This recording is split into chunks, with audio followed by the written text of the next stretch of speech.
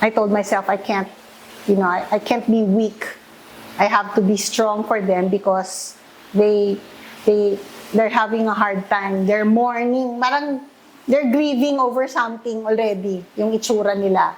And even if you were the one that had the disease, you still had to be strong for them. Yes, sir. So nung alone na lang ako, I cried and prayed. Sobrang cry na sabi ko, pagkatapos nito, hindi ako iiyak sa harap nila.